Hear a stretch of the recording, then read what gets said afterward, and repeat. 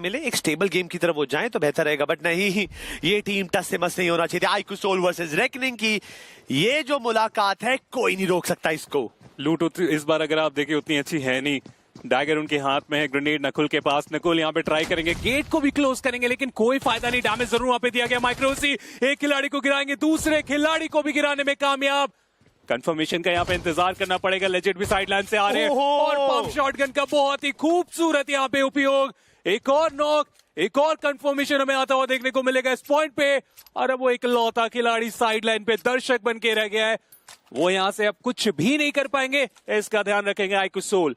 मतलब जो गलती लास्ट टाइम हुई थी इस बार नहीं होने दी। नकुल ने इस बार खुद पूरा मामला अपने हाथों में लिया, 2 बढ़िया नॉक निकाल के दिए और उसके बाद वो शॉटगन ने तो जस्टिफाई कर ही दिया। अब देखना ये है कि डेनेसिस कब तक बचे रहेंगे। अभी तो थर्ड पार्टी एंगल ले रहे हैं, देख रहे हैं कि अगर कोई ऑफ गार्ड पकड़ता जाता है तो उनको पनिश कर सके। बट हमने फिनिश फील्ड में एक और नाम देखा था, गॉड्स रेन की भी लड़ाई हो रही है किसी से। डेस्ट्रो ने वहां पे जेली को गिराया भी और मैच से बाहर का भी रास्ता दिखा दिया। आईजेल वर्सेस आईजेल की भिड़ंत रही एक ड्रॉप क्लैश के रूप में, लेकिन गॉब्लिन इन्हें भी पता है कि हाँ वो इनिशियल जो नॉक्स है, वो फिनिशेस है, वो इन्हें मिल चुके, लेकिन सामने जाना वो बहुत रिस्की कॉल रहेगा। फिलहाल नकुल को आप देखिए गन के बिना ही वो कंफर्मेशन निकाला जा रहा है, बट काम अभी समाप्त हुआ नहीं है। उस डिस्टेंस को कवर करना ओपन ग्राउंड से, जहां पे खिलाड़ी ऑलरेडी टीपीपी का सहारा लेते हुए यूएमपी इनके पास है, शॉट्स लिए जा सकते हैं, डैमेज दिए जा सकते हैं। अब तो एक्चुअल इन्फॉर्मेशन है आईक्यू सोल के पास कि वो खिलाड़ी कहां से वो एंगल बना रहा है। एक आध सेकंड का और डिले होता तो आईक्यू सोल के लेजेंड वो हमें इस मैच से बाहर होते हुए देखने को मिल सकते थे, लेकिन ओपन ग्राउंड में वो 4 के 4 खिलाड़ी हमें आते हुए देखने को मिल जाएंगे। क्या यहाँ पे आसानी से वो फिनिश निकाला जाएगा? जी हाँ, रेकनिंग इस मैच से यहाँ पे एलिमिनेट होते पड़ने वाली है। साइडलाइन से टीडब्ल्यूओबी स्प्रेस कर रहे गॉब्लिन के ऊपर और वो प्रोन करके अपने आप को संभाल लेंगे, कोई खास फर्क पड़ने वाला है नहीं। टीडब्ल्यूओबी ट्राई कर रहे थे, लेकिन गॉब्लिन जो प्रोन थे उनके पास बेहतर एंगल, बेहतर स्प्रे। और ब्लू जोन के बाहर आप देखें तो एक खिलाड़ी को डाउन तो किया गया है, रिवाइवल वो भी काफी आसानी से मिल जाना चाहिए उस पॉइंट पे। वो कहावत है ना, रावण 100 सोनार की 1 लोहार की। विश्व ने बहुत वो स्टाइल पॉइंट्स वाला क्राउड शूट कर रहे थे, गॉब्लिन की तरफ से 1-2 गोलियां आती हैं और विशु को यहाँ पे नॉक कर दिया गया था। बट अब ये मोलोटॉव की वजह से वो जो रिवाइवल का प्रोसेस है थोड़ी देर के लिए रुका और नकुल की मोलोटॉव से मैक भी नॉक हो चुकी है। टीडब्ल्यूओबी का ये जो पोकिंग नेचर था इनको ही भारी पड़ गया है। अब 2 प्लेयर को रिवाइव देना है, बट उतनी देर में आईक्यू सोल का रशन भी आ चुका है और मुझे तो लगता है it's a matter of time.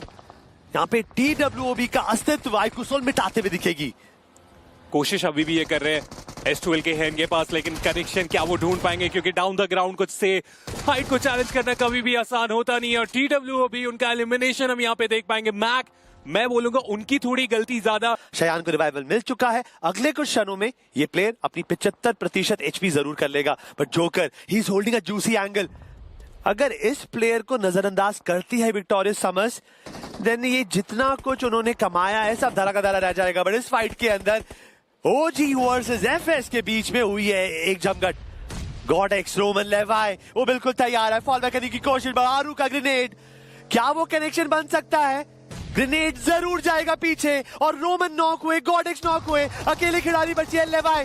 But आरू का सहपाठी कहां गया? बट लगता है उनको भी स्पॉट किया गया है और उनको गेम से बाहर निकाला और कैसे तैसे ओजी ने इस फाइट के ऊपर जीत हासिल कर ली है। आपने एक ही को देखा जिस तरीके से उन्होंने व्हीकल स्टार्ट किया और सीधा उस माउंटेन की तरफ अपने व्हीकल को लेकर चढ़े और वहां से उन्होंने वो आखिरी अटैक किया लेवाई के ऊपर और उसके कारण ओजी इस मैच में हमें अभी भी देखने को मिल जाएंगे। टेबल टॉपर थे यहाँ पे आईक्यू रेवनेक्स पार्क, लेकिन इस मुकाबले के बाद मुझे लग तो रहा है कि ओजी वो पहले स्थान की तरफ जाने के लिए पूरे तरीके से तैयार है। और आईक्यू सोल की अगर आप बात करें तो पोडियम में जाने के लिए ये तैयारी बनाते हुए 12 फिनिशर निकाले यहाँ पे जा चुके हैं। ओजी के लिए उस पहले स्थान का जंग चल रहा है, आईक्यू सोल के लिए उस पोडियम के लिए यहाँ पे जंग चल रही है और नॉनेक्स अभी भी उस सर्वाइवल की तरफ। वो पूरा ट्राई गॉब्लिन डैमेज काफी प्यारा दिए, लेकिन नॉक करने के लिए फिलहाल काफी नहीं था। बट अच्छी पोजीशन है और जोन का सपोर्ट भी है। दिस इज स्टेज 8, इसके बाद स्टेज 9 आएगा। स्टेज 9 पे सब कुछ खत्म हो जाता है। बट एक अच्छा एंगल ढूंढा, बट एक ही ओपी मासूम की तरह खड़े हुए थे और लेजेंड मासूम नहीं है, उनको तो पसंद है। अफसोस एक ही ओपी बिना किसी फाइट के यहाँ पर एलिमिनेट हो गए और लेजेंड ने फायदा अच्छा उठाया। बट स्पॉटिंग की गई है आरू के ऊपर, एक बढ़िया एंगल ढूंढा लेजेंड ने और इस हाइट एडवांटेज को कितनी बढ़िया तरीके से कैश आउट कर रहे हैं। ओजी विजगार्ड को ऑलरेडी गवा चुके हैं, एकेओपी आरू इन दोनों को भी एलिमिनेट करा। इसका मतलब आखिरी खिलाड़ी बचे हैं आतंकी। नहीं, विज़गॉड अभी भी मौजूद है, माफ करिएगा, बट नॉनेक्स वो इस वक्त बिल्कुल भी स्पॉटिंग नहीं दे रहे हैं। और आइकू सोल देखिए ना, किससे पहाड़ को पूरा बांट रखा है और हर जगह से वो पॉजिटिव एंगल ढूंढ रहे हैं। बट आइकू सोल को ध्यान देना पड़ेगा कि भाई इस वक्त कोई भी गलती ना हो। आई थिंक गॉब्लिन ने स्पॉट जरूर कर लिया, हाई ग्राउंड पे जाएंगे, थोड़ा सा स्टीप एंगल से एक एंगल वो ढूंढ सकते हैं, but as a team reunite होकर भी खेलते हैं तो कोई नुकसान नहीं होगा। मैं तो सोच रहा था गॉब्लिन की अगली बारी रहेगी, लेकिन जो एंगल वो डिमांड कर रहे हैं विज़गॉड ने दिया ही नहीं, और इसके कारण वो पीछे हटते हुए हमें देखने को मिल रहे हैं। सर्कल क्रैड ऐसे में बहुत इंपॉर्टेंट है। अगर नॉर्दर्न शिफ्ट आया तो आइकू सोल वो बहुत ज्यादा खुश रहने वाले, लेकिन अगर सदर्न शिफ्ट जाता है तो इस माउंटेन से आप जो फिनिशर निकाल रहे हो नीचे उतरने के दौरान आप फिनिशर दे भी सकते हो।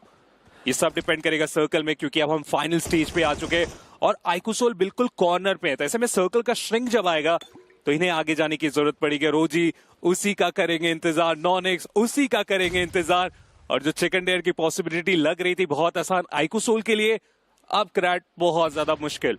पर ये देखना, मोलोटॉव फेंक है, मुझका आतंकी से कनेक्शन भी बनाया नहीं, इस बर्निंग अलाइव, और अगले कुछ क्षणों में वो नॉक भी होंगे। जोकर का मोलोटॉव ऑन पॉइंट था। अब विज़गॉड को थोड़ा प्रेशर जरूर फील होने वाला है, बिकॉज जो आतंकी बाजी आजकल फुल फॉर्म में थे, अभी उनको भी एलिमिनेशन झेलना पड़ा है।